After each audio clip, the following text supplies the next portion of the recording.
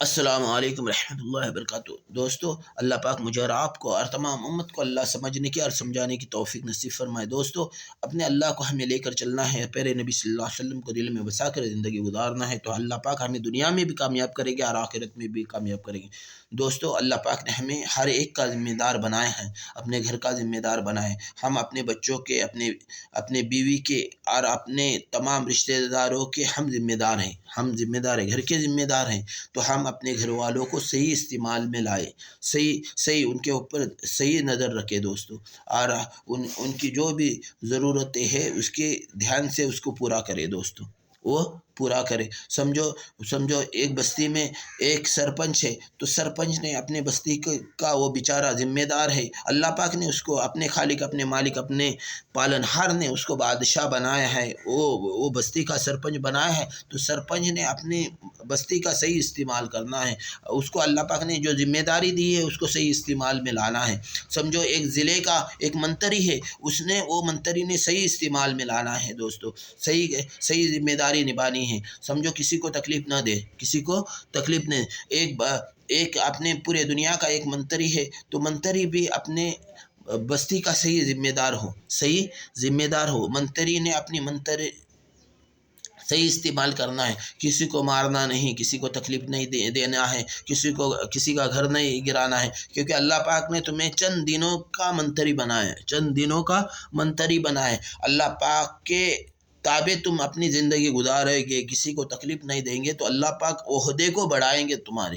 آج تمہارے کو ضلع کا منتری اللہ پاک نے بنایا، صحیح استعمال کریں گے تو اللہ پاک پورے مہاراشٹر کا ذمہ دار بنائے گا۔ پھر مہاراشٹر میں اگر تم صحیح اپنا استعمال کرے، کسی کو تکلیف نہیں دیں گے، کسی کے گھر کو نہیں گرائے، تو اللہ پاک پورے دنیا کا آپ کو منتری بنائے گا دوستو، کیونکہ اللہ پاک تھوڑے جگہ کا منتری بناتے ہیں، تھوڑے جگہ کا اللہ پاک تمہیں عہدہ دیتے ہیں۔ اگر اس کا صحیح استعمال کرو گے تو اللہ عہدے کو بڑھاتے ہیں، اگر تم غلط استعمال کرو گے تو اللہ پاک کرسی پر بٹھا کر، بادشاہ کے کرسی پر بٹھا کر اللہ ذلیل کرتے ہیں۔ اللہ حفاظت فرمائے۔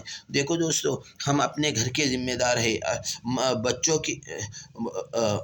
بچوں کے ذمہ دار اپنے ماں باپ ہیں۔ سمجھو ہماری ذمہ دار ہمارے ماں باپ ہیں، تو ماں باپ کا بھی یہ کام ہے کہ اپنے بچے اگر اسکول میں گئے ہیں تو اسکول سے آنے کے بعد ماں کی ذمہ داری ہے کہ اپنے بچوں کو بازو میں لینا ہے، بیٹا آج کیا کام کری، کیا پڑھی تو نے، کیا ہوا، یہ پوچھنا ہے۔ ہم اپنے بچوں کو پوچھیں گے تو اپنے بچے ہم سے محبت کریں گے، ہمیں بھی کوئی پوچھنے والا ہے، ہمارا بھی کوئی ذمہ دار ہے۔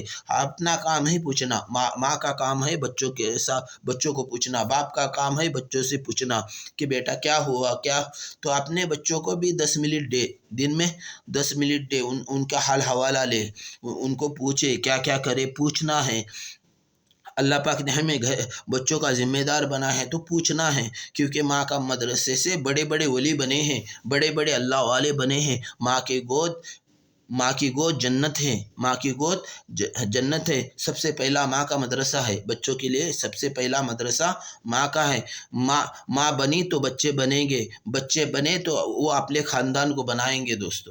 اس کا یقین اللہ پاک ہمارا بنائے دوستو، اس کا یقین اللہ ہمارا بنائے۔ اس لیے اپنے گھر والوں کے ہم ذمہ دار ہیں تو صحیح استعمال کرنا ہے دوستو۔ ہم اپنے بستی کے ذمہ دار ہیں تو ہمیں صحیح استعمال کرنا ہے، کسی کو تکلیف نہیں دینا ہے، کیونکہ ہم لوگوں کو تکلیف دیں گے، عن قریب اللہ ہماری پکڑ کریں گے۔ ہم لوگوں کو ماریں گے، عن قریب اللہ ہماری پکڑ کریں گے، کیونکہ وہ انصاف میں دخل اندازی نہیں لیتا، کسی کو پوچھتا نہیں۔ ہم اگر کسی کو تکلیف دیتے ٹائم ہم 4 جن کو پوچھنے والے، وہ ویسا پوچھتا نہیں، وہ فیکون بولا تو مٹ جائے گی دنیا، اس لیے اپنے تمام دنیا کے نظام کو ہمیں سنبھالنا ہے۔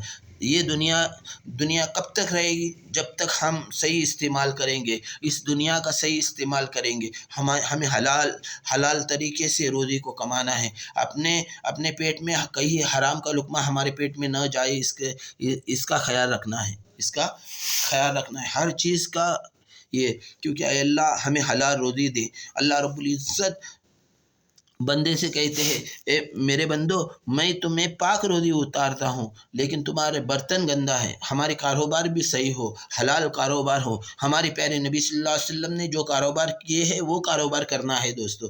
और हमारे प्यारे नबी सल्लल्लाहु अलैहि वसल्लम ने जिस कारोबार को हराम बताया है, नहीं करने बताया है, वो कारोबार से हमें बचना है। अल्लाह अमल करने की तौफीक नसीब फरमाए दोस्तों। अपने अल्लाह को हमें लेकर चलेंगे तो इंशाअल्लाह अल्लाह दुनिया में भी कामयाब करेंगे और आखिरत में भी कामयाब करेंगे। हमारे प्यारे नबी सल्लल्लाहु अलैहि वसल्लम ने इरशाद फरमाया कि अक्लमंद और होशियार वो शख्स है जो मरने से पहले अपने ईमान की तैयारी कर ले। तो हमें अपने अल्लाह के ताबे अपनी ज़िंदगी गुजारना है दोस्तों।